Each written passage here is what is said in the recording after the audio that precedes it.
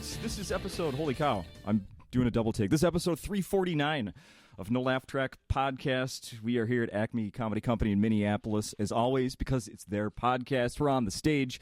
It's a Thursday afternoon. This is Justin Severson, and I host all of these. I'm here with another first-time guest. We're on an awesome streak here of people I've never met before, and I get to do research about somebody I haven't had a chance to talk to on the podcast. I get real excited about that. Dulce Sloan is with me today. Hello. How are you? I'm good. How are you? I'm very good. Like I said, excited to get to know somebody new. It's me. It's you. How was last night? Last night was your first show here this week, correct? Yeah, it was great. It was there's a lot of people here, so that was good. I was you're always worried about like Wednesday and Thursday shows. But it was pretty full, so that was good. And I had a lot of fun. Some of my friends, one of my friends, she lives here part-time in LA part-time. So she was here with some of her friends, so that was really good. Somebody in the business? She is a filmmaker. Oh, okay. Naomi Ko. Okay. Y'all should look her up, Naomi Ko, K-O. There you go. She's Korean-American. She's a filmmaker, an actor. So she's had stuff at like Tribeca and other things. So she's very good. So she came out. We got to hang out for a little bit. And we went to go get Vietnamese food beforehand. So that was great. What do you do after shows normally? Well, it depends. Like last night, On the road, not in your like a home club, but on the road, what do you do? On the road, I don't really go out that much just because I'm like, a lot of times I'm just a woman by myself. And that's not always the safest thing. My friend's like, "Oh, don't you No kidding. No, it's crazy. He's like, "Why don't you go to like a bar or something?" I'm like, maybe the bar at the club. It seems like the safest option. But last night, my friend Joe Kelly is a comic who lives in Atlanta now, was featuring for me. Oh, so awesome. I just ordered pizza and watched TV and went to sleep. Oh, right on. Is he working with you all week? Yes. Okay. We met in Atlanta like in 2015. He'd come down and do some shows, and like in 2017 he was leaving Seattle and he came and stayed with me in LA, and then he moved to Atlanta because I said he should. And so when I go home for holidays, he'd spend like holidays with us because his family's in Flint, Michigan. Nice. So yeah, I've taken him on the road with me a few other times, so I like when he opens for me. Did you have anybody that did that for you? I've only been on the road with someone. Jared Harris took me to a club in Chattanooga back in like 2013. But other than that, I've never featured or opened for anybody on the road. Oh, okay. What is your history in Minneapolis, Minnesota? Anywhere in Minnesota at all? The first time I was here was actually back in June. We flew into Minneapolis because we were doing a field piece for Daily Show. Mm-hmm. And we flew into here and then went to somewhere in Wisconsin. So because it was closer to flying to here than to flying to Madison. Sure. So I've only been through here. This is the first time I've been like That's it, huh? Here. Yeah. So I've never been to Minnesota before except for this trip. Okay. I asked Adrian Appalucci, he was here a few weeks ago, what she knew about Minnesota. And she said the first thing that came to mind was the football fans from Minnesota that got mistreated at a Philadelphia Eagles game a few years ago because her boyfriend lives in Philly. Oh, the only thing I know. That was the first thing that came to mind. How about you? The only thing I know is the accent everyone does, Minnesota, and then we don't do that. Come on. I don't know. That's what everyone does. So I know that, the Mall of America, and then Prince is my whole. That's all I know about this state. Sure. Oh, and casseroles are big? We call them hot dish. Okay, sure. Whatever. So, hot dish, whatever. Casserole. What is that, a different language? It's this, apparently it's just heated up food in a pan. Yeah, no. So, hot dish is what everybody calls it here. Interesting, like a soda pop situation. Yep, correct. So that's all I know about Minnesota. Okay. I say soda for the record. Oh. I'm from Georgia, so we call everything Coke. Yeah. Everything's Coke. a Coke. Everything's Coke. Like, you want a Coke? Like, sure. It's like, okay, what do you want? It's like, oh, let me get a Sprite. Yeah. Oh, you want orange Coke? So, but everything's like, oh, you want a Coke. And then you just disseminate which beverage you actually want. Sure. So it's very silly. Which I'm curious now. What was the story that you? I mean, we're gonna get to there's some Daily Show talk, but just because you brought it up here, what was the story you did in Wisconsin? Do you remember that one? What that one was? It hasn't aired yet. Oh. So I hush. Okay. Lips are sealed. But yeah, we filmed here. We filmed in Wisconsin, but yeah, it was like we were interviewing people, and we were running around in the woods. So yeah, but hush because it hasn't aired yet. Gotcha. Show comes back in September, right? Yes, we're on hiatus right now, so that's why I was able to be here. Because most clubs want you to do like a Wednesday through a Sunday, or like a Thursday through a Sunday. Tuesday through Saturday here, lots. Yeah, which is crazy to a lot of comics. It's like, oh, it's the whole week. Yeah. So a lot of times I can't do a lot of the clubs that have that full run just because we shoot the show Monday through Thursdays. Mm-hmm. So you have to figure out which clubs will let you do like a Friday through a Saturday, maybe I did a Friday and a Sunday, and then I just flew back really early and then went straight to work. Mm-hmm.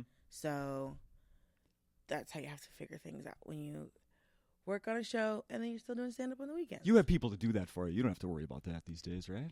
I mean, I don't book the clubs, but I still have to book my travel. Yeah. Oh, okay. So, or I ask my mom to do it, but I don't. It's weird to ask your mom to do that kind of stuff. It's like, Mom, I need you to find me a flight and all this other, and I'm like, I just find it myself. Really? Is she good at it? I mean, I'm sure she probably is, but it's just like it's weird to, because she's like, well, I'll do some because like she retired like last year because I told her she could, and she like runs my website. Oh, okay. But she's like, well, I'll do a bunch of other personal assistant things for you, and I'm like, that's weird. And so it's just weird to ask your mom to do stuff for you when you're not like, I don't know, 10? I don't know. It's like weird. Right. It's like, can you come pick me up? Yeah, like come pick me up is completely different than like, okay, I need you to go through these emails. I need you to set up an itinerary. Like, I don't know. I'm sure she's happy to do it, but I guarantee she's happy to do it. It just feels weird. Did I see? Where were you right before this? In Scotland? I was in Scotland. So this week. I flew in Friday and flew back on Tuesday, and then I flew here yesterday. Wait, you just did a weekend in Scotland? Mm-hmm. What? So that's a lot of travel in a short amount of time. Yeah. I don't know what time it is. And I was going to say, how are you feeling right now? I sleep when I sleep, okay. And I'm awake when I need to be awake. Okay. But, so I went for Fringe last year because I had like a bunch of friends, like Ramon Rivas was doing an hour last year. Jessica Michelle Singleton was doing an hour last year. Jeffrey Baldinger was doing an hour last year. And Jeffrey's actually doing an hour this year, too, with the show him and Jessica wrote. But I was there last year for like 10 days. And I was like, oh, this was fun. And I met like a comic over there, Ashley Story, and then her mom, Janie Godley, and their cousin, Gabby. And so I was like, I've got a free weekend. It'd be really fun to go back and hang out. Because I had like some comics I know from the UK, Phil Wang, who is hilarious. He's doing good. All his shows are already sold out at Fringe for the month. And so I know him and Ollie Horn, and then some other American comics were there. So I just went to go hang out and just stayed with Ashley and her mom and her cousin Gabby. So you went as a working comedian and with no work just to go hang out? Yeah, like last year I went to go hang and I got on some shows. Like last year I did like Best of the Fest and a show called Spank, which is crazy. So, and then I did Ollie's Not My Audience show, which is a game show. And I did that, and then Ollie was there again, so I did his show again. And then so I did some other game show, and then I did Spank again. So I just hopped on whatever shows I could hop on. Oh, okay. Basically. What's Spank? You said that was crazy. Spank is a show. It's apparently people really love this show. It's like really late because my set was at like 1:55 in the morning. Okay. So I don't think the show even starts till like midnight. Because like with Fringe, like the shows are, like I don't know if they're 24 hours that they have shows going, but they do over like 1,000 shows. Yeah, it's nuts. I've heard. It's the whole city.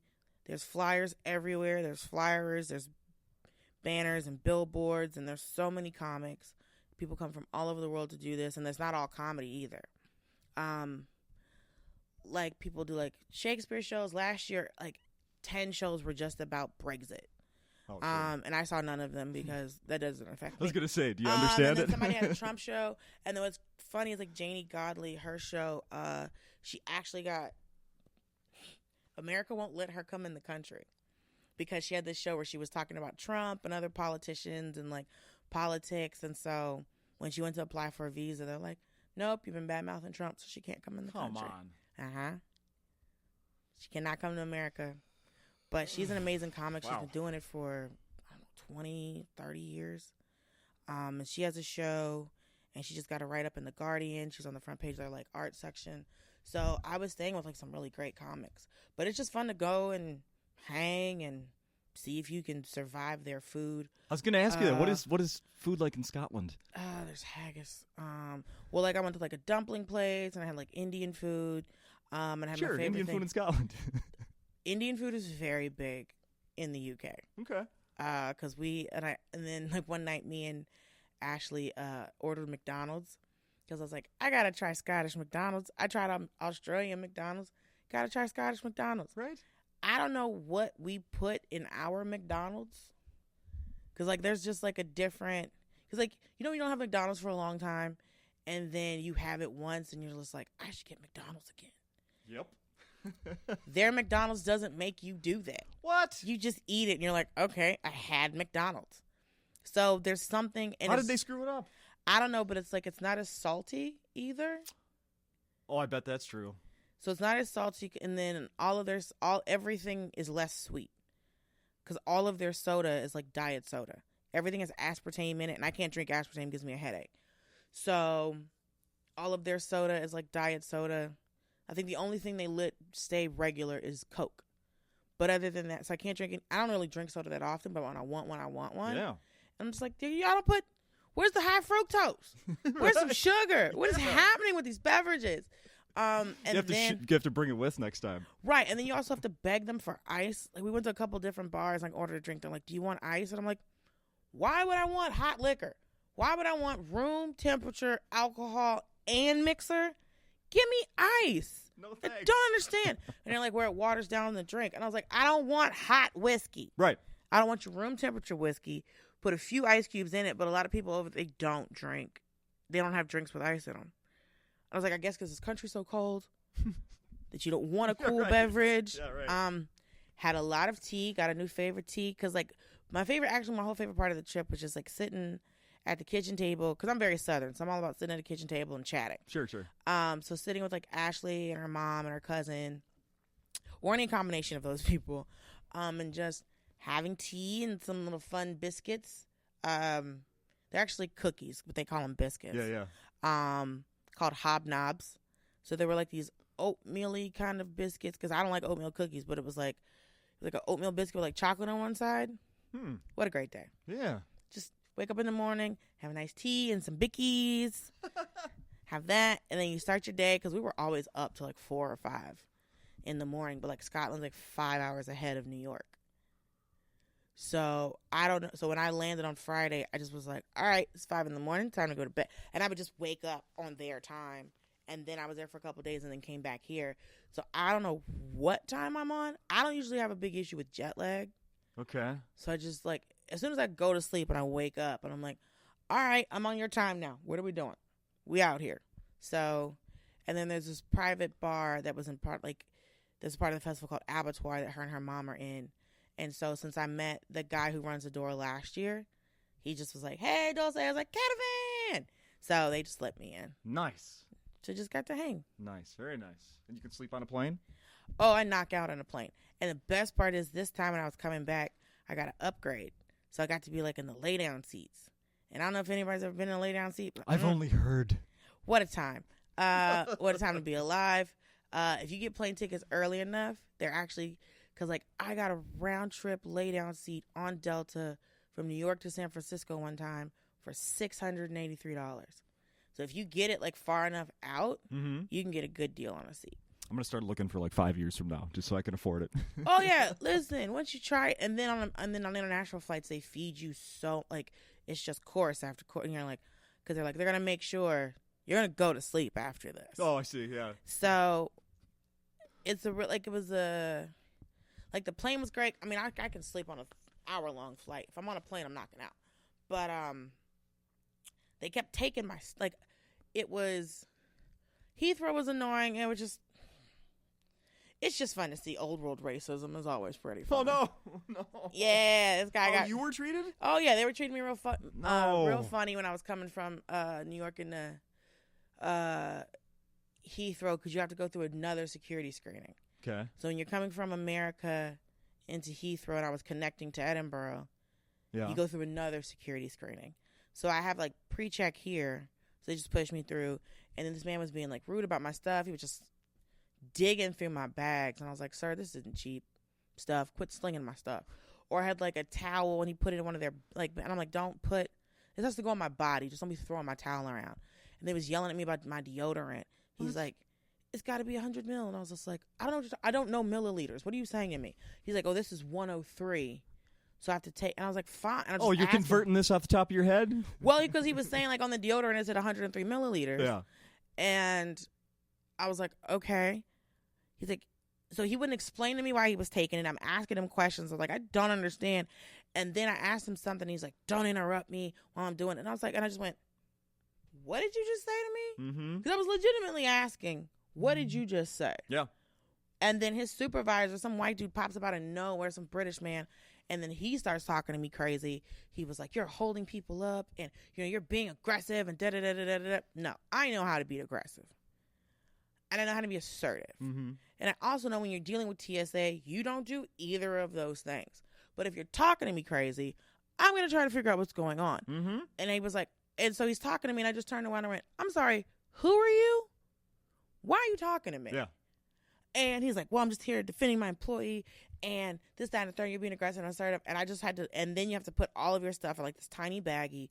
So I'm going through and trying to put my stuff in this tiny baggie, and he's just being, like, real aggressive with me. And I was like, I wasn't being rude and I wasn't being aggressive. And I said, but maybe you saw a black woman standing here and just assumed that I was being aggressive. Well, I was going to say, isn't aggressive like kind of a code word, maybe, right? I know the code. Yeah. And I had, like, a scarf on, but I had, like, a big, like, flower on the front. So I don't know if they were acting crazy because I had on that too. And then I don't know what they thought, who I was, whatever. But I was like, yeah, you probably just thought it was, and I wasn't even looking at him when I said it. Or the other dude. I'm just putting my stuff in his bag, and I was like, well, you saw a black woman standing here and just figured I was being aggressive. And then he ran away. He didn't respond. He didn't say anything back. He just booked it. Yeah. And because it's funny, because, like, when I do shows out there, the audience gets very uneasy if you talk about race. Okay. Which is interesting because people think, like, people in America get funny about it. People in America are way more open. The audiences are more responsive to a comic of color talking about race. Okay. As opposed to over there where they're just like, well, I don't know what you, like, no. Y'all started this. Don't act like this. Don't act like y'all don't know what I'm talking about. Yeah. Need everybody to relax. So, because, like, he ran off, and then when the guy had my stuff over by, like, the little machine, he pops up again. And then some other man said something slick. I was like, I'm not cussing nobody out. Get your toiletries back and get the hell on. Right. Because it was like, y'all are holding me up. I'm trying to get my connecting flight. It was just annoying. And then on the way back, they took something else from me. So, like, they took my deodorant. They took my toothpaste on the way in. And then I was leaving. They took my hand sanitizer and my lotion. And I was like, so y'all want me to be funky, ashy, and germy. Yeah, right? We're sending you back ashy. Sending me back ashy. You're sending me back germy. You're sending me back my breath. Like, I'm just, what is no deodorant, no like, y'all took all of the important things. Right. Because last year I had to learn that I had to, like, consolidate my stuff. Because, like, when I was leaving Edinburgh last year, because I had a direct flight, the lady's like, you have too many bottles. And I was like, I don't know what you're talking about.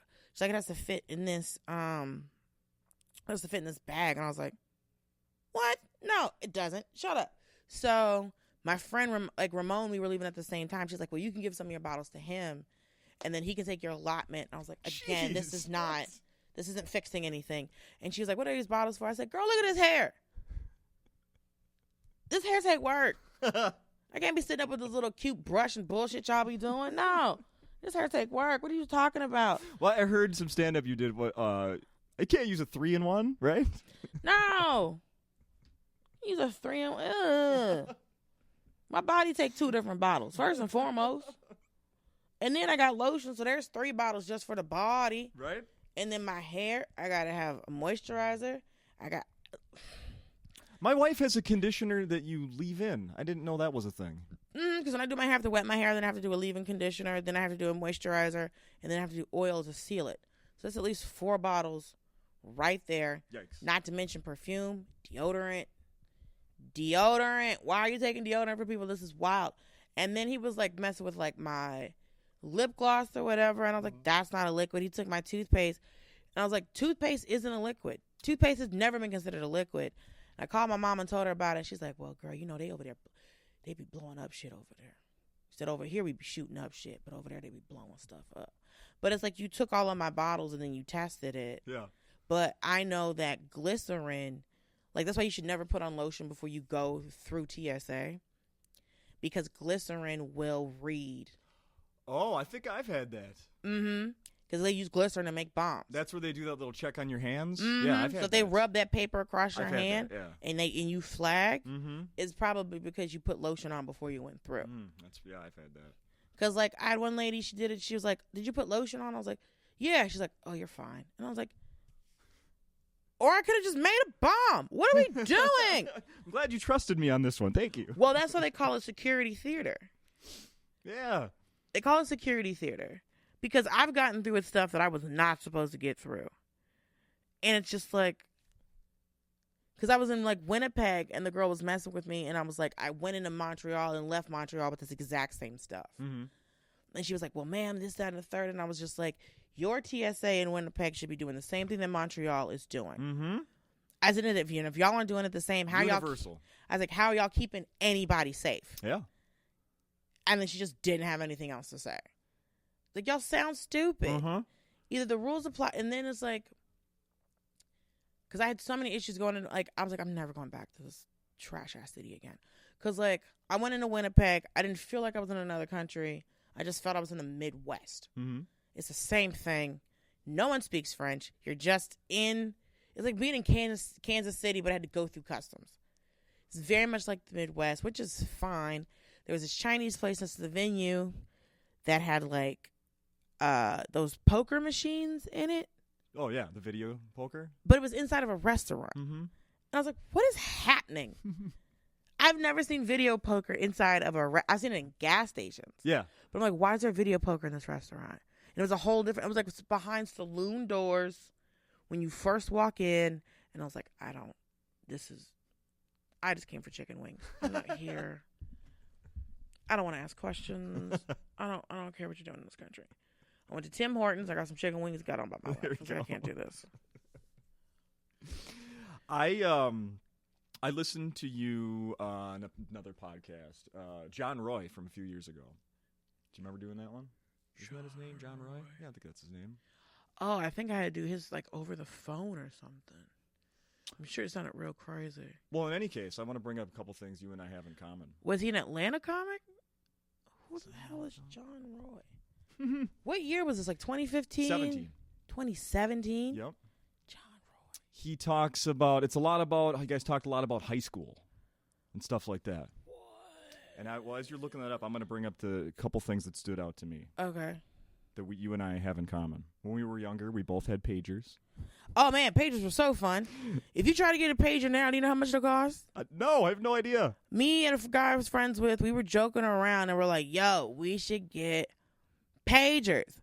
And then we found out, because like my pager bill like back in the 90s was like $10 a month. I was going to say, yeah, 12 or 13. Yeah. If you try to get a pager now, it's $60 a month. What? I was like, what else does it do? What? Beep, beep, beep, beep. It's not doing anything else. It was wild. When did I do John Roy's podcast? I know John Roy. He's a very nice man. Bald dude. Yes. When did I do this? I've done so many like literally I was talking to Joe yesterday and I was like, I can't remember what I ate when I was in Scotland. I don't know what I ate. I was like, oh yeah, went to this Indian place for Phil Wang, and then I went to this dumpling place, and I got these delicious French fries that have crab meat on them, brown sauce. I don't know if you're into it. It's a condiment. It's literally called brown sauce. It's like if someone made. Can I say brown sauce? I mean, that's what it's called. It's like if someone mixed like, like Worcestershire sauce. Uh-huh. It's like if it was like a if Worcestershire sauce was the consistency of ketchup. Yeah. So it's like a nice thick sauce. It tastes good on your potatoes. So I'm gonna have to order it, or I might lose my neck. I don't know what I'm gonna do. It's delicious. So pagers. What else do we have in common? Went to high schools where white was the minority. It wasn't when I started high school. And you said that as well. But it was for me all through. But it wasn't. I ended high school. Where'd you go to high school? In St. Paul, Minnesota. Here. Oh, what was the majority? Hispanic and Asian, Hmong specifically, Ooh. and like second generation Mexican. I heard there was a lot of Hmong people here. Yeah. Oh yeah. Yes. Quite a few. Yep. I don't know when I did this podcast. I gotta look this up. So it's John Roy's podcast. Mm-hmm. Dulce Sloan. This is I feel so bad that I didn't remember this. Don't Ever Change with John Roy. That's it. Is that what I did? Yes. I must have been in L.A. when I did this. Yes. Yeah, 2017, I lived in L.A. So that would have been before you got the gig on The Daily Show, correct? Because it was not mentioned once, so I bet it's before you had that job. Yeah. Right? It was in May, so it was before I even auditioned for it. When did I even do? See, this lets me know I'll be too busy. Yeah. Because John Roy is a very nice man. Uh-huh. I mean, I don't know that, but sure. Hell did I do this? May of 2017. I should be able to remember May 2 years ago. Yeah, just a little over 2 years. Apparently not. Yeah. This is wild. Oh my gosh. So, yeah. So, okay. So, what the fuck? No. Ooh, so what else do we have in common? Well, those were the two that stood out.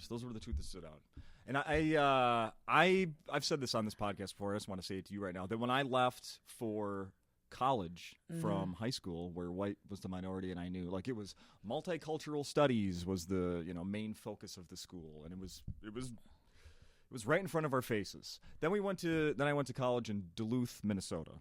Oh. And anybody that wasn't white all stuck together in small groups, and it was the strangest culture shock for me. It's what you always do. Yeah, it's on my calendar. John Roy podcast, May 11th. It was really you. I did it. It exists. I definitely did this. Well. That's interesting. But yeah, your girl was in L.A. Hadn't even color-coded my schedule yet. Because now there's all kind of... It's bringing you back. Pineapple colors and all kind of different colors on my calendar, because it was just all blue before, and I'd look down and be like, all right, what's happening? But now I know if it's orange, it's a show. Purple for me is work. Purple actually means like a trip or something leisure. The light purple. Let's see. Red is a meeting. And blue is like just like flights or hotel information. Because you got a color code, baby. Holy cow. Yeah, you're busy. I see that. You got a color code. And I'll just look at it and be like, okay. Which one of those gets shared with mom on her calendar? I think it's usually if she goes into my calendar, it's usually the whole everything thing. But if you look at November, it's just work. So work. I always make sure that I have like when I'm on the show put down, and then when the show is dark, because that's very important, because those dark weeks can move. But I got to go back and listen to this podcast when I was in John Roy's podcast. It's a good one. I listened to it all the way through. But yeah, even though my high school is really diverse, everyone kind of like had their groups. So like each hallway would you see like a different, like it was like all the Asian kids would be on this hall, and you turn around, the black kids would be over here. You turn around, all the Latino kids would be over here. And then I had theater classes, so I took theater and I had gifted classes. And then I had friends who weren't in either of those. So I had like 3 different groups of friends that I would kind of like hang out with. But none of the theater kids from high school I still really talk to on a regular basis. One of my friends from when I took gifted classes, he was just like, I just celebrated my birthday in Atlanta. And so he was there with his wife and his son. And then one of my other friends who wasn't in like theater or gifted classes, was actually a friend of a guy I had a science class with, who the reason I got to be friends with them would be they were getting like their group of friends were getting fights with like another group of friends, and so but that other group of friends lived in my neighborhood, and they just talked cash shit all the time. Sure. So I was in science class one day and I was in chemistry, and I slid over to the seat next to him. I was like, "Hey man, so you know them dudes y'all be beefing with?" He's like, "Yeah." It's like, "They're looking for y'all after school. They got bats." And then I just went back to my seat. Oh. And so anytime I heard anything, I'd be like, "Hey yo, just to let you know," because he was a nice guy and his friends were nice. Yeah. And these other dudes were just assholes who were like flunking out of school. I mean, they were in a gang, and so I was like, "He's a nice dude. These are a bunch of goofy gang members. I'm gonna tell him what's up." And then I just became friends with one of the other guys he was friends with. And to this day, like, I'm friends with not only, like, because his nickname's Titanic. And so I've known them since I was, like, 15. So now I know his whole family. Still going by Titanic? No, he goes by his regular name, but every once in a while we'll call him Titanic. And so at my birthday party, it was like, he couldn't make it because he was working, but like his sisters came, his cousins came. So, because like when I got out of college, me and him started hanging out again. And I already knew one of his sisters and his other brother because we all went to school together. And so I started hanging out with like him and his sisters and his brother and his mom. And they would have like big family parties because he's Mexican. So they would have these huge parties because he's Mexican, but he's Mexican. You know how they like to party. I mean, everyone likes, all people of color, everybody loves to party. I don't think that can specifically be put on any group of people. Right. Everybody loves a party. Worldwide, because like in Edinburgh, we go to all kind of parties.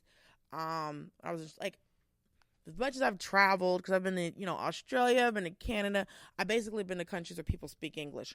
You speak Spanish, right? You speak Spanish too? I do speak Spanish, but I can't do stand-up in Spanish. Okay. Because Jesus Trejo tried to get me to do it one time. I was like, my brain doesn't work as fast in Spanish that it does in English. Because I didn't speak it at home. Like, with my neighbors, I would. And then with Titanic's family, I would. But that's more like a Spanglish situation. Sure. And then I would have, like, customer service jobs where I had to speak Spanish. Oh. So, just telling people in two languages, we can't turn your lights back on, or yes, the garbage truck is coming, or, how many computers do you want to buy today? So, or I used to... ¿Cuántos? ¿Cuántos computadoras que quiere comprar hoy? So, for the most part. And then just, getting hooked up in restaurants. But, right. Yeah, so now his family's like my family, because, like, my family's not very close. So, and his family's huge. Oh, okay. So it's funny because like I got an Airbnb in Atlanta for my birthday, and it had like there was a pool out back, so I invited like a couple of the cousins, and then one of the cousins, her daughter was having her graduation party, so I was there with Joe, and I was like, okay, I'm having this pool party. She's like, oh yeah, we know you invited two of the cousins. And I was like, I figured if I invite two of y'all, everybody finds out. She's like, yes, everyone finds out. So it was really great because, like, my birthday's July 4th, so I haven't had, like, a lot of birthday parties in my life. Yeah, damn country stealing your day. Right. And then what's funny is that I was born on July 4th, and then me and my brother are 16 months apart.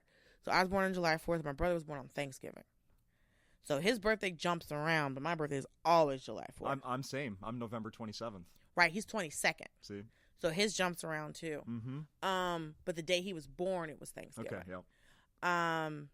So like he at least has like an off year where he can at least like, but every year, Independence Day.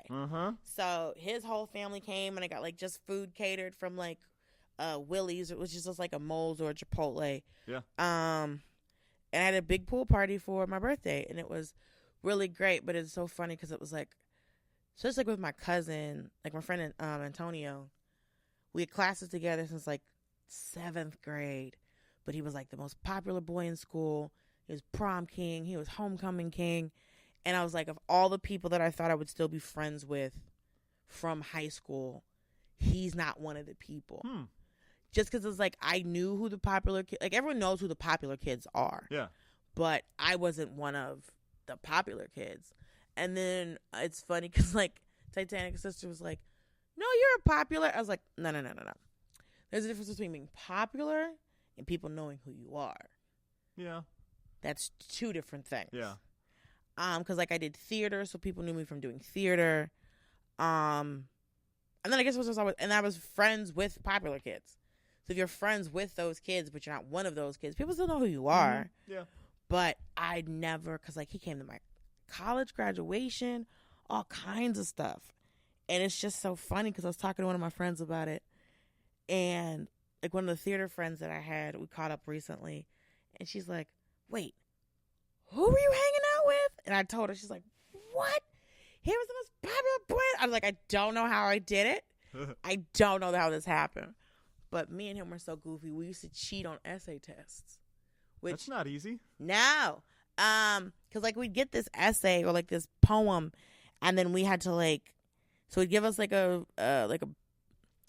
some work, and we had to write like an essay about it in class. Mm-hmm. But it's always a 3-pronged thesis, so all of us were writing with the same thesis. Because like the questions they ask you lead everyone to have the same 3 ideas they're going to talk about. Mm-hmm. So sometimes we would get them, and I'd be like, Antonio, do you know what the hell this means? He's like, I have no clue what this is supposed to mean. Because all the black people sat in the same row in the class. So it was it was me and Antonio, and then 2 other black kids who they were first-generation Nigerian immigrants. So the one dude, he was like, he didn't want to help us. And we're like, ain't nobody paying attention to you, no way. And so, like, you suck. He's like, I don't want to cheat today. I was like, boo, shut up. Nobody likes you. And so the girl who sat in front of me, we were like, psst, and she's like, I got you. So we had this little pink eraser, and we would write down what the 3 prongs were, and then we would slide it. So she'd slide it back to me, mm-hmm. and then I'd slide it back to him. And I think that's how we all got out of high school. Because sometimes she didn't know. It'd be like, yo, Nate, psst, psst. He's like, I'm not helping you guys. You're like, you can't let black people fail. Okay? You can't let the black people fail. Because the rest of the class was just like white kids and Asian kids. Uh-huh. I don't even know if there were any Latinos in our gifted program. But there was a lot of white kids and Asian kids. And we couldn't ask them for help. And because they're going to be like, well, I'm like, you can't study for this test. Shut up. So you never got caught cheating? No. I once got caught doing some high-tech cheating in high school. I got caught cheating in 3rd grade on a spelling test. But other than that, we never got caught. We did like the whole year. I took French. I wish I would have taken Spanish because it actually would come in handy to this day. Who the fuck speaks French? Nobody. I took French for like 6 weeks in middle school. Got like an A+ in the class because it was close enough. Like I could understand how it worked because of Spanish. Oh yeah. The beginning stuff. Yeah, they're all similar. Yeah, and like I actually found my French notebook one day, like when I was in high school, and I was like, "What the hell does this say?" So no, you don't need French. No.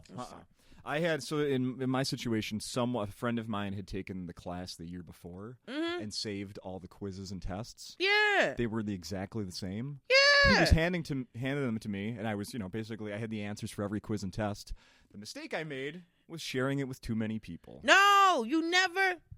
And shared it with somebody who was like this close to failing, and then all of a sudden got an A on a test. That's what. Obviously, the teacher's like, wait a second.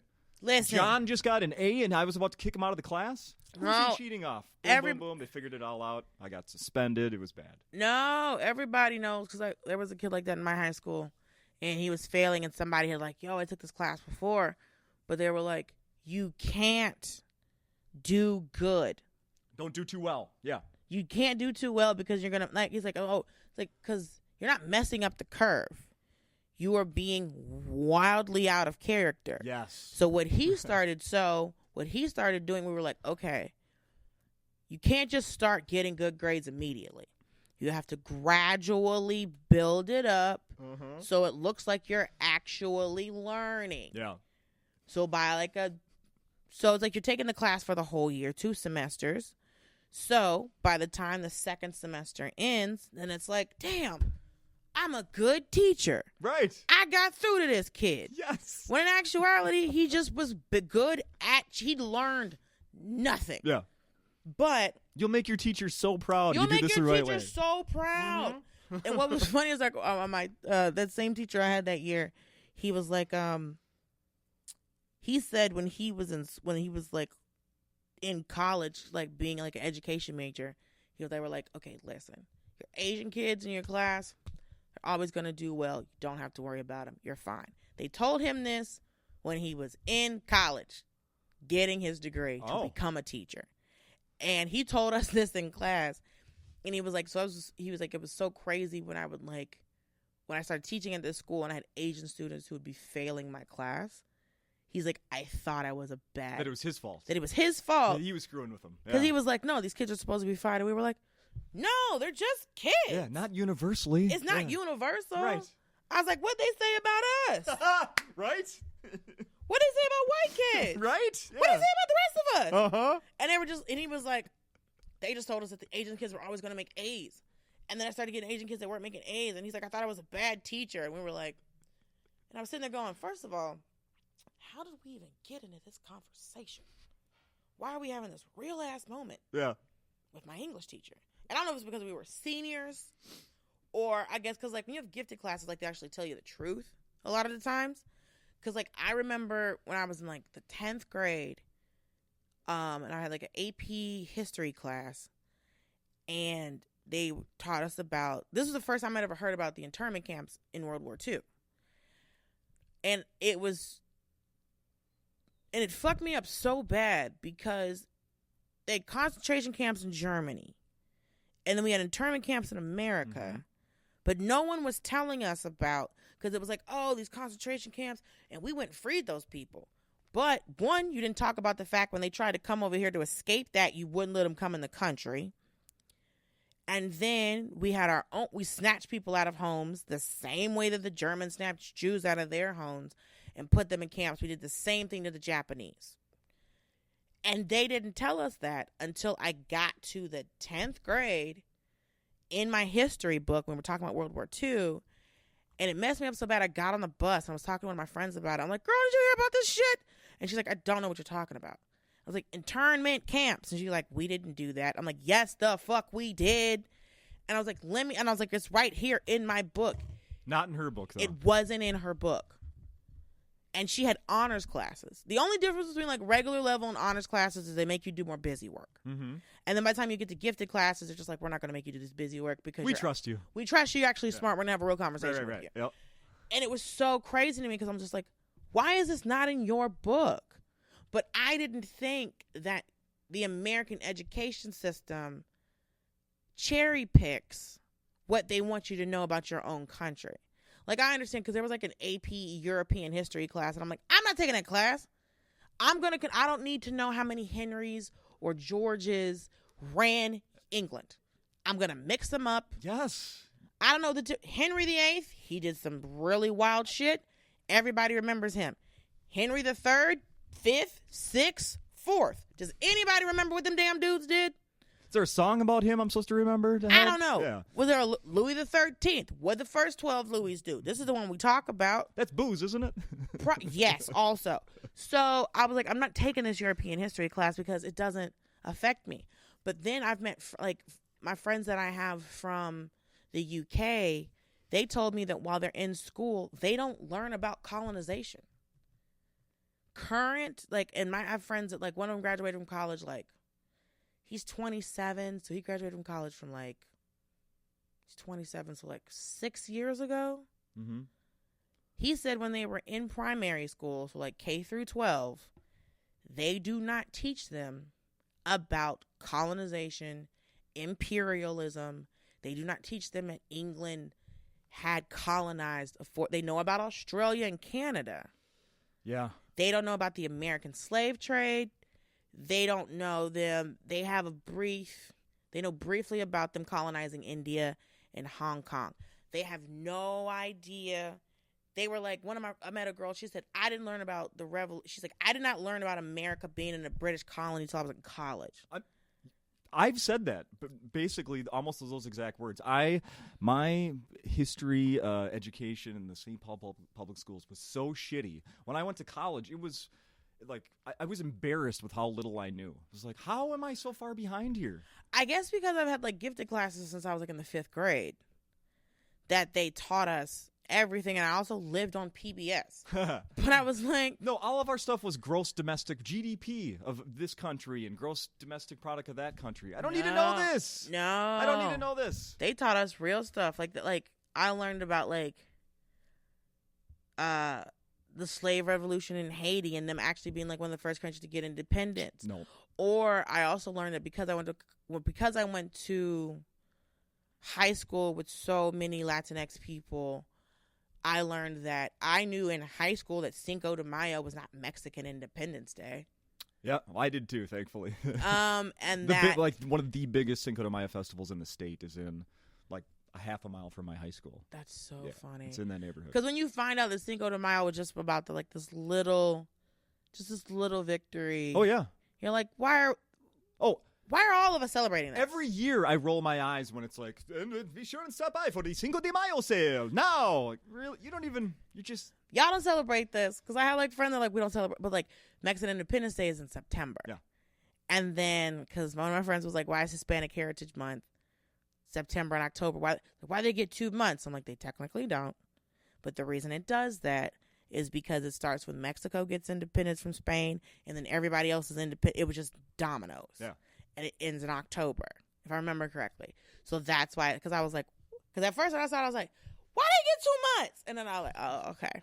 I get it now. Because our month is the shortest. And I'm like, oh, it's because of this. And I'm just like, well, why wouldn't our month be January? Yeah, 31 days. Come on. 1, Emancipation Proclamation was in January. 2, Martin Luther King was born in January. I can't remember why it's in February. I think they said it was because that's when Lincoln's birthday is. It is, yeah.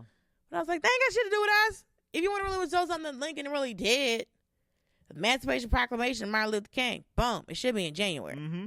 But alas, we've been conned. They got us again. I want to talk about a few more things here. This has been awesome, by the way. Okay. Have you heard the Minnesota State Fair is going on now? Have you heard? Yeah, some of Naomi's friends want to take us there on Saturday. You should go. Yeah, because my friend Ashley in Scotland, she's like, when I come to America, I can't do her accent. I'm not going to try. Mm-hmm. She's like, when I come to America, I want to go to a state fair. And I told her you have to come either in the summer or the fall, because that's when the big state fairs are, like county fairs. So I have to go to this fair this weekend to do recon for Ashley. Good. You should go. How are you on? Do you go on rides? There's lots of rides. It depends. I do love a tilt-a-whirl. Real? When's the last time you went on a tilt-a-whirl? Ooh, actually, the last time I was on a tilt-a-whirl was 2 years ago with my mom. Wow. Because, like, I don't know if y'all do these here, but they'll have, like, those small carnivals that, like, pop up in parking lots. Mm-hmm. So that's what she wanted to do for Mother's Day, was to go to this little fair that was set up in the parking lot near her old job. And I hate Ferris wheels. Okay. I don't see the point. Why are we up this high? Also, why am I just in a pew in the sky? Like, I don't. This is not secure. This is not safe. There's a metal pin run by either a teenager or someone I know didn't get past the 9th grade. And my life depends on this screw. Nah, dog. Put me in a metal cage. If it falls, then I'm at least surrounded by metal. Okay. I don't fuck with Ferris wheels. I'm not a huge fan. I do like that fun ride where it's like the mini roller coaster that plays music and then it goes backwards. Okay. Because I don't like roller coasters. Because again, why am I in the sky? Why is this making so much noise? And why is only a small metal pin keeping me away from death? Yeah. I don't. That guy probably wasn't in the gifted class. No, he wasn't in no gifted class. It's a whole industry run by teenagers and the uneducated. Like, Gypsies. I don't know enough about gypsies to say anything about gypsies. I'm sure they're very nice people. You won't get me. I've seen them on TV. I've seen my big fat gypsy wedding. They get down. They like to party. I fuck with people that like to party. But, yeah. I recommend scary. they have it's called the Giant Slide. Okay. Go on that. It's exactly what it's a giant slide. It's a giant slide. Is that the one where you have to sit on the mat to slide down it? Yeah, like a potato sack. Yeah, I'm down with that one. It's fun. The big boat that goes back and forth. Okay. I'll get on that big boat. A tilt-a-whirl, a gravitron is fun. Oh yeah. I remember that thing in Miami called Youth Fair because I used to live in Miami. I was actually born there. Okay. And it was this giant. It was like this rounded square of a almost like a roller coaster track, but it was enclosed. Yep. And then that entire thing would spin. Yep. So it was like spit roasting this roller coaster track. And I remember getting on it as a kid going, I can fuck with that. This is great. Yeah. Because roller coasters have always bugged me because I'm just like, I don't understand. Why are we all out in the elements? Why am I 100 feet in the sky in a boxcar? This is stupid. I hate that. But I also got in trouble one time for cussing out my brother on the teacups at Disneyland. Because he kept spinning the wheel too hard. So I was yelling. So we're getting real dizzy. And I'm yelling. And the man at one point slowly stops the ride and was like, stop cussing. I'm like, then tell him to stop spinning this damn wheel so much. So yeah, me and my brother almost got kicked off the teacups. Only thing would have made that better if it was like somebody in costume that had to speak up to tell you to call. Like, excuse me, like somebody in the goofy outfit just, hey, stop cussing. It's a magical place on earth. What's wrong with you? I love it. Let's just talk about your Daily Show gig real quick here. The greatest job ever you've ever had? Yes or no? It's a good job. Good job? I haven't had a lot of jobs, so this has been a good job for me because it's given me a lot of opportunities. Also, a lot of people think that I'm a writer on the show. Okay. I'm not a writer. The writers are the writers. Okay. I'm not in the Writers Guild. And our writers are really great. There's two writers that I really work with a lot, and that's Devin De La Quanti and Josh Johnson, who's another comic. One, the best part about Devin is that when the show got nominated for the NAACP Awards this year for writing. Okay. And we won. But we don't know how this happened, but Devin's name on the nomination and on the trophy is Devin Trey De La Quanti. His middle name's not Trey. What? We don't know where this name came from. We don't know what happened. But according to the NAACP, Devin's name is Devin Trey De La Quanti, and we don't know where this came from. So is that a thing they do? They give everybody a tray? And then somebody else is Mr. something, and we don't know where that came from. What? So it's like so it's Trey out of nowhere, and then it's Mr. And I was like, this is beautiful. It's funny because it's like they just like, we're gonna name him Trey. Yeah. Like that's my favorite. That's my favorite. No one in the office is named Trey, so we have no clue where these four letters came from. It's not even from like a accidental copy paste or something. No, no one in the office is named Trey. It's my favorite thing.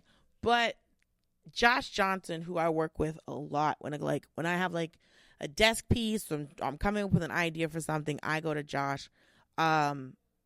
He's an amazing comic. He's an amazing writer. He used to be on Fallon. He did the Netflix 15s. Oh, okay. Me and him did New Negroes together. And then he's done like a lot of like This Week at the Cellar shows. Oh yeah. He's so funny. I've probably seen him then. My favorite thing is talking to Josh. It's because he thinks so much, and he's so funny, and so many things have happened. Like when Josh tells a story, Josh is very deadpan concept when he tells the story.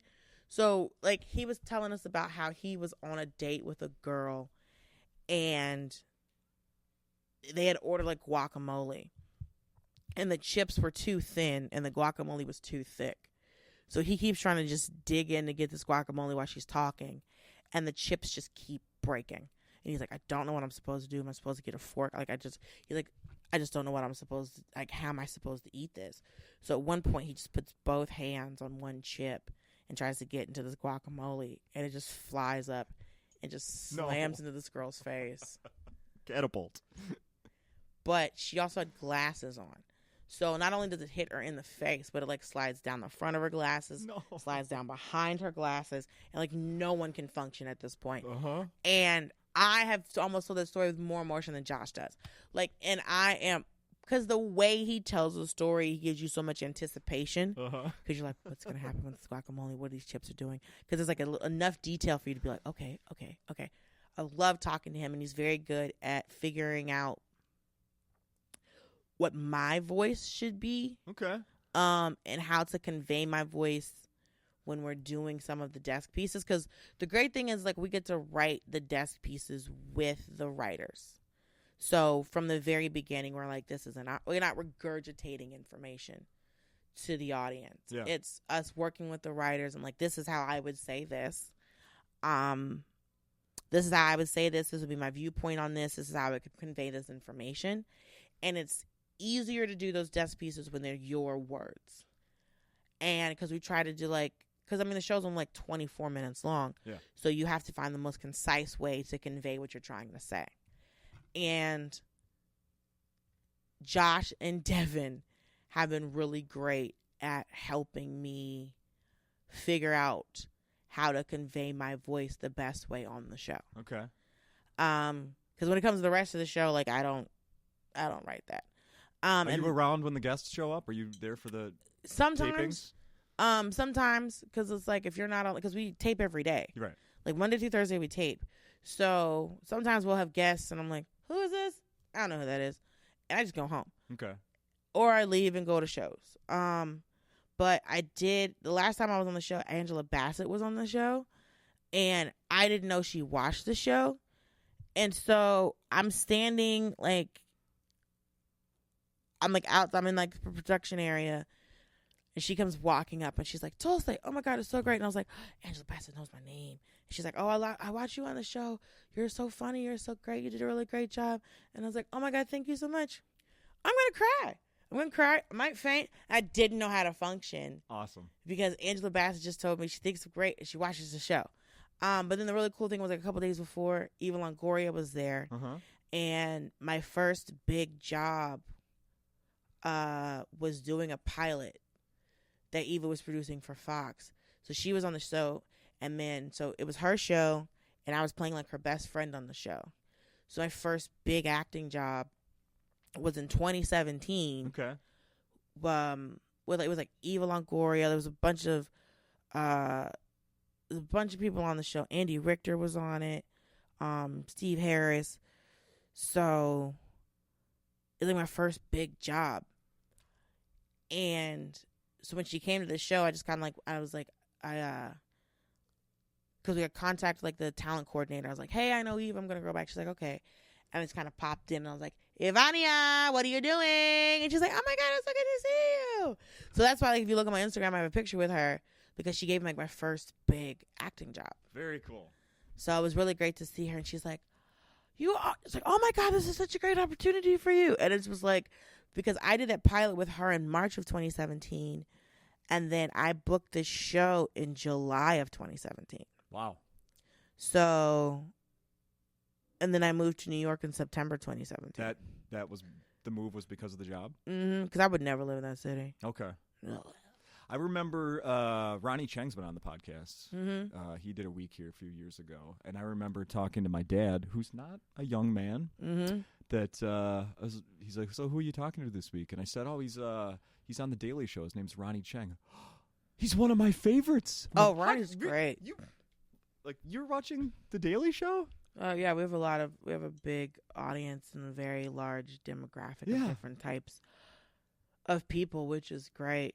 Because it's like, because we have such diverse correspondence, I think we can bring it. And then with Trevor, I think we're bringing in a very diverse audience. And then now Jabuki's there, so we're bringing in a younger audience. Yeah. Is he even 21 yet? He is. He's not. I don't even think he's 28. I don't think he's 28. No. He's young. Yeah. Because sometimes you're like, you little ding dong. But like, he's the king of Twitter. I don't understand how Twitter works to this day. Don't get it. Don't think I'll ever get it. Yeah. Because I'm like, so let me get this straight. It's a bunch of words. I don't know about this. Instagram, on the other hand, bunch of pictures. fuck with Instagram heavy because I get it. Because all Twitter and Instagram is, all you do is just take Facebook and break it in half. Yeah.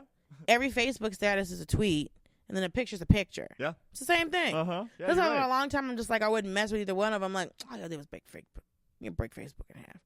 But now Facebook is, I think it's on a downward slope. So was Twitter, I think. Really? I think so. Well, the thing is, I think Instagram's so popular right now because Instagram is still, like, not very political. True. Instagram's still like, here's what I ate today, or hey, I got my nails done, or here's a little political thing, but also cookies. So I think because Instagram is still like, yeah, my friend's kids did do that, or something like that. I think it's becoming more popular because I don't see Trump stuff on Instagram. Not as much. So. Because it's very much, because like with Facebook, stuff will pop up and you're like, because I was on Facebook one day and I was like, who are the hell are these people?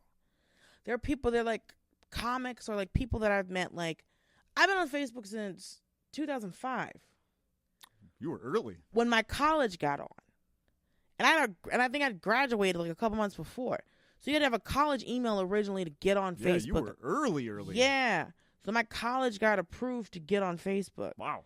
So that was before they let anybody else on other than college students, and you could only add people that you knew from college or other colleges.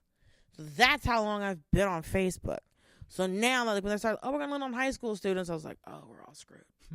Like anybody, like, we're just gonna open it up to everybody. I'm like, we're fine. Oh, your grandparents have an account now. Huh? No, like the thing about Facebook, you end up arguing with someone else's relatives. Right. Like, you know, other people's aunts I've had an argument with, or other people. I'm like, I'm not fucking doing. I'm over this. Your aunt's a bitch, by the way. Dude, I don't want to argue with your auntie or your mom or your fucking cousins anymore. I'm out. Game over. I'm done. And so there's people that I've added over the years, and now they'll pop back up, and I'm like, who the fuck is this? Who the fuck? Like, my favorite thing right now is just unfriending people on Facebook. Unfriending or doing the hide? Nope. Because I did the hide for about, I spent about a half an hour a couple weeks ago and just was like, nope, done. There's hide and then there's unfollow. Oh, no, I did unfollow. Yeah. That's what I did. Because, and that lets you know that there's so much drama behind unfriending someone that Facebook had to come up with an option where it's just like, okay, you're not going to see anything they post ever again. And then with Instagram, somebody talking about the mute button. Yeah. So mute, you can either it's basically like unfollow. So mute, you either can do posts or you can do stories or you can do both.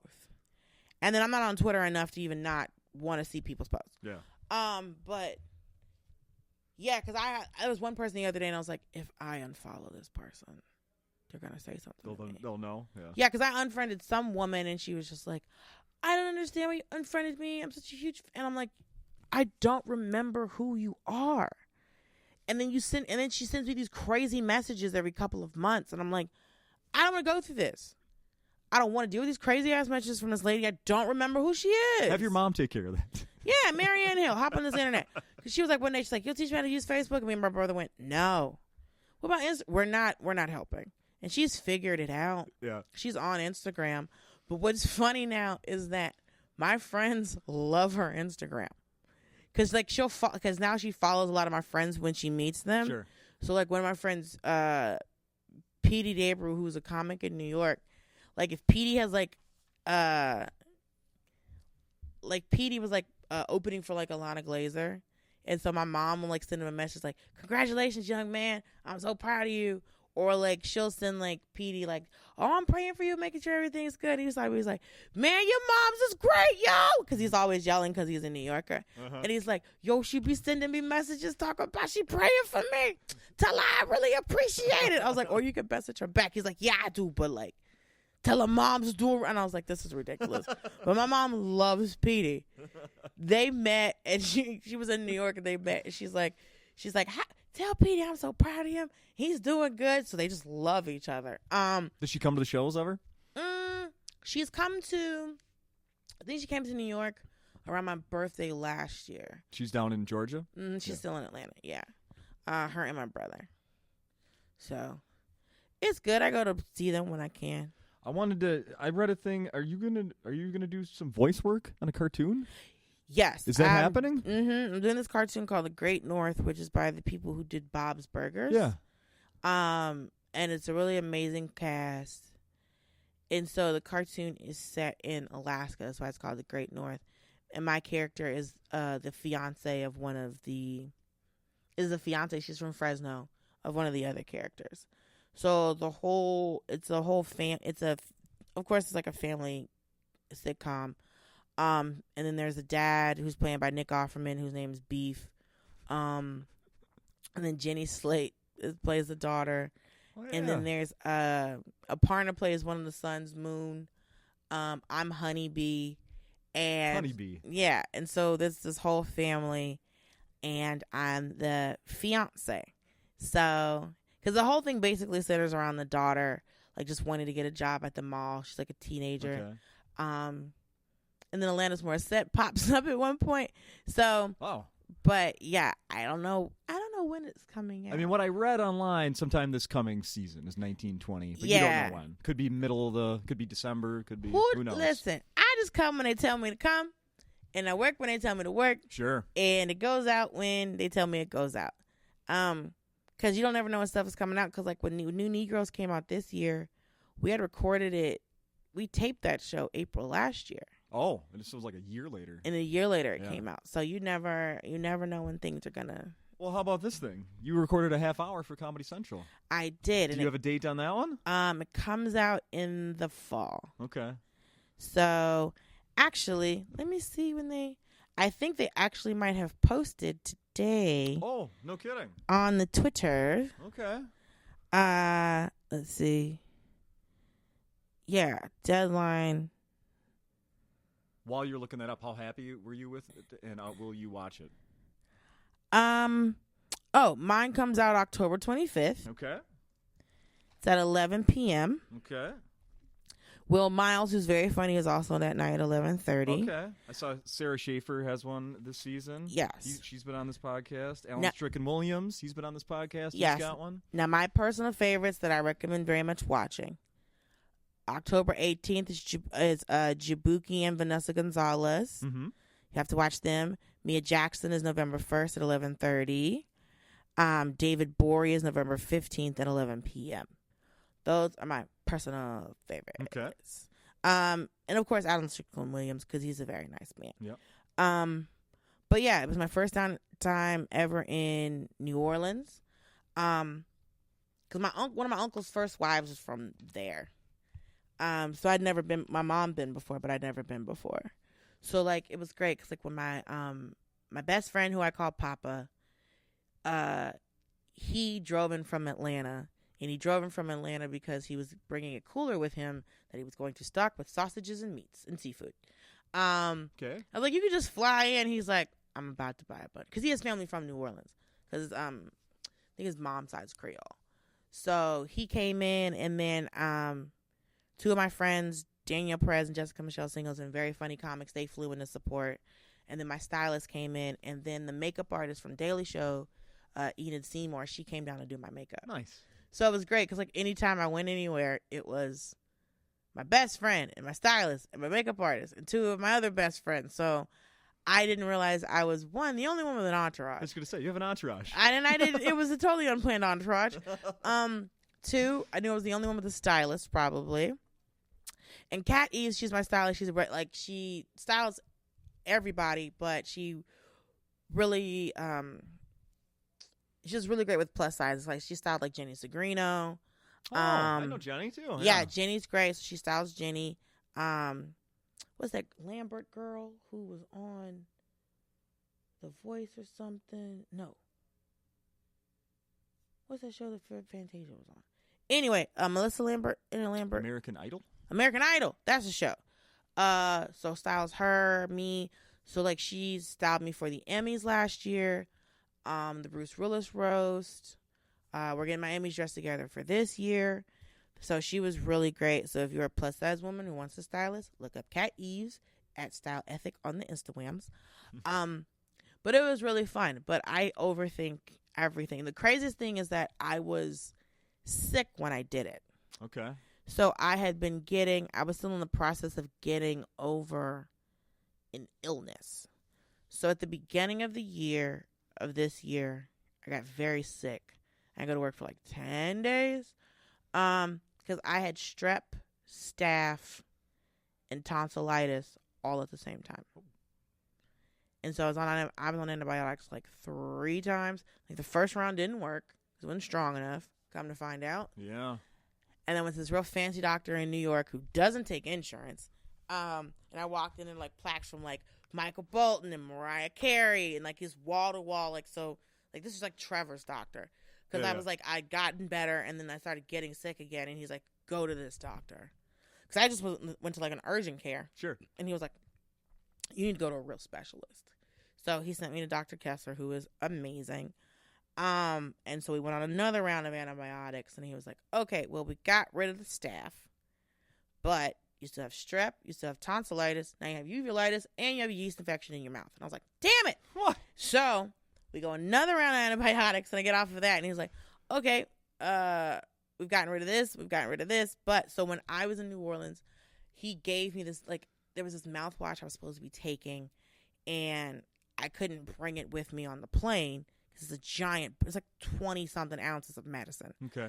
So he called into the pharmacist down in New Orleans and got me these lozenges, and I had to take 5 of them in a day. So every 2 hours, I had to take this lozenge, and you couldn't chew it. You had to just leave it in your mouth and let it slowly dissolve. Mm-hmm. And so my friend Danielle set the loudest alarm on my phone. And so, like, Enid went to go get it. And so, like, I had all of these medicines and potions and all of this stuff that I was taking every single day.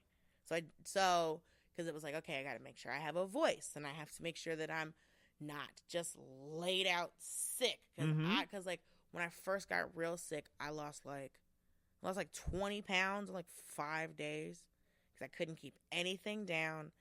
And it was just this whole, so I got sick at the beginning of the month, and I taped the special at the beginning of February, and I was still still on antibiotics. Like, I think I'd finished my antibiotics, like, the day I got there, and then was still on 2 other medications. Yikes. At the same time. So I don't know how I wasn't completely, but it was like, all right, you've got to do this photo shoot, and you've got to do this for her, and it was like all of these. You still have to do other stuff with it. As opposed to all my friends are with me, so I got to make sure I don't get them sick. And then it was, okay, making sure the hotels are right. And then, because, like, my friend Danielle's in a wheelchair, so when we got there, I was like, did you get me, like, the room I got, I was like, is this an accessible room? And they're like, no. So when we get there, we have to change hotel rooms. So it's all this stuff going on. And then I'm still sick. And then I got to still shoot a half hour. Yeah. So it's going to be on national TV. It's going to be on national television and on their website and all over the world. Yep. So it's just, and that's how my life is. It's just always a lot of stuff. But that's how I learned the magic of the lay down seat, because I was so sick when I flew back. I was doing that a weekend at Rooster Teeth Feathers down in like San Jose, I think. And so it's like 40 minutes from San Francisco. One of my friends had come out, and he was doing shows with me. And I was getting sick as the days were progressing. So on my last day, thank you to the owner of Rooster Teeth Feathers, because it got to the point where my tonsils were so swollen I could barely talk. And so I'm out back sucking down salt water, like gargling salt water and spitting, like hot salt water, spitting it out, just so I have enough of a voice. She's like, okay, you're going to do less time. We're going to put somebody else on the show. And then the next day is when it just like hit me. So, like, I was supposed to drive my friend to the airport. I couldn't get out of bed. I still had to drive myself to the airport because I had a rental car. And then get through the airport, and I was just in a daze. Because when I was driving, I was so tired. I, like, dozed off twice while I was driving to the airport. Oh, it was bad. And then, thank God, I had a lay-down seat. I was so sick, the man next to me tucked me in. So it was a very nice man who I got annoyed at TSA because he kept slamming his stuff into my stuff. And then I look up, he's sitting next to me. He's like, "You okay?" I'm like, "I'm all right." And the woman was like, "You want anything?" I was like, "I just want hot water with lemon."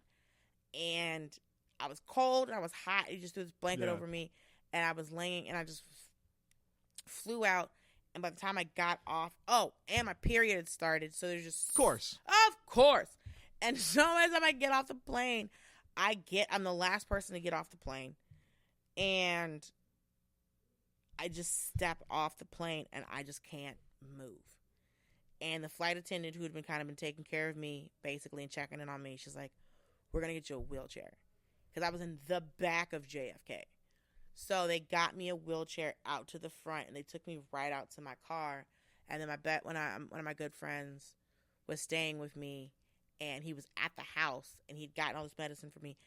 And so he came to get me from the car. Because I just got in the bed, and he gave me NyQuil, and I threw up immediately. Oh, yeah. And because, it was to the point where I'm like, I'm going to have to stand in the shower. I get sick. No. I get sick. I rinse off, and then he has to help me back in the bed. Yeah. And I am just naked. They just had an underwear on. And it's like America has messed me so much up as a woman. I'm just laying there going, I wonder if he'll still sleep with me. Because it's like, we're friends. I can sleep with one of your friends. And I'm just like, oh, I have no chance now. You see me on my deathbed, butt-ass naked. Because he threw just every blanket on top of me. At one point, he's like laying in the bed with me, trying to warm me up. Yeah. Oh, yeah. And I was like, oh, I'm going to have to be friends with this man for the rest of my life. Love it. Because he had to go to the pharmacy to get me medicine before he went to work. And they would come and check on me. And I was just home for days, just being sick. Damn.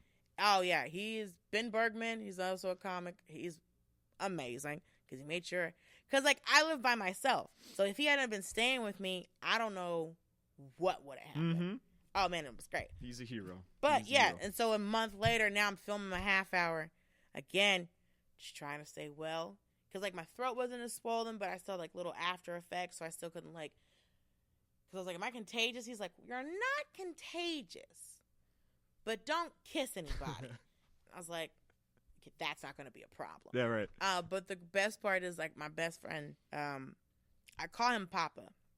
Actually, he's, really great friends with my best friend. And at one point, in the trailer, it's me, him, my stylist, my makeup artist, and then my manager. And he goes off to, he runs to the restroom or something, and he comes back, and the girl goes, and, one of the PAs pops in and is like, is Dulce's dad here? I was like, who are they asking for? And I'm like, oh, no, he's not. Papa. He's not my father. He's only 5 years older than me. I just call him that because he's the only man who's ever taken care of me. Mike Dow, or as I call him, Michael Frederick Douglas Dow, had a beer mug engraved with that on there because I'm a jerk. Love it. Yeah, but he's also this also lets me know that white people have no idea how old black people are. He's only 5 years older than me, but your brain's like, well, yeah, that makes sense. She calls him Papa. Why wouldn't it be her dad? Right. I get it. I call him Papa. He's just aging well. He's just aging great, and so am I. And so is she. Because no one knows I'm in my 30s. No one ever guesses. I was coming back from Scotland. I was coming back from Mexico. And I don't know if it's because I had braids in my hair or what happened, but this is the weirdest thing. I'm coming out of customs, I'm in JFK. I'm going through customs. I'm just about to walk out the door of the airport. And this cop stops me and goes, let me see your passport. I was like, what? He's like, random check, let me see your passport. And he goes, how old are you? I was like, I'm 35. And he goes, what? I'm like, what? And he looks at my passport. It's like, how did you think I am? He's like, I thought you were 16. I'm like, what? What? Also, why are you stopping me? Even if you did think I was 16, I'm by myself. I'm coming through customs. What are you stopping me for? Yeah. Maybe he should have said 18. Maybe he shouldn't have been a creep. I could not understand. See, I thought you were 16. I'm like, nah, dog. I'm 35. He's like, oh, okay, go on. Double 16 and add a couple. I'm double 16. And I was like, I can't understand what he wants. He just randomly stopped. I'd already gone through all of the shit. He's standing in front of the door. I'm 3 feet from freedom. I'm 3 feet from freedom, and this cop stops me, and I'm like, what the fuck is happening? Because I had my hair up in braids, had a T-shirt on, I don't know. I think I look like a grown-up, but I also don't ever feel like a grown-up every day. And he goes, I thought you were 16. I just wanted to go, then why did you stop me? You know what you need to do when you go to the fair, the Minnesota State Fair on Saturday? I think they still have those games where you try to trick the guy. You can have them guess your weight or your age. Oh, no, I'll win all the money. Do the age one. Do the age one. They need to be within like 2 or 3 years. Ha! Yeah. What do you get if they're wrong?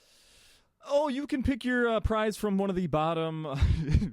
Like not a great prize. The bottom row. The bottom few rows, yeah. Of different types of. Yeah. And probably like a stuffed Angry Bird or something. Didn't Right. they just have a movie that came out? Probably an Angry Bird. Yeah, I didn't know people were watching the Angry Birds movie because it came way after the fact. I stopped playing the game like 5 years ago, and they're making the movies now. Yeah, and I'm like, who's playing this game for them to even make this movie? I felt the same way. So confusing. Did I answer all your questions or did I just ramble? This has been fantastic. This Yay! has been absolutely fantastic. We did it. We did it. So we're going to post this today. Okay, so cool. people will hopefully listen to this and come to the shows. Yeah, we got one show tonight. Yes. Okay, cool. One show tonight, and then there's 2 shows tomorrow, and 2 shows on Saturday. Yep. And then on Sunday, I go back to New York. Yep. Keep an eye out for her. She might be at the State Fair on Saturday, walking around. Yeah, I might be at the State Fair eating some stuff. The half hour is coming out later this year, as we just covered. And, Yep, it's coming out October 25th. And the cartoon voice. And the cartoon's coming out when we start recording the cartoon. So, yeah. Oh, that's where the light. Just watch The Simpsons and all those shows Sunday nights, and you'll probably find it. Oh, yeah. What do they call it? Animation domination? Yes. Yeah, I don't know when. I guess it would be in that string of shows. I think so. Huh. That makes sense. Is Family Guy still on? Yes. Are they still making American Dad? I have no idea. I have no idea either. All I watch is Korean dramas, so I don't know. Thank you so much for your time. Thank you for having me. That's it. Boom, we did it.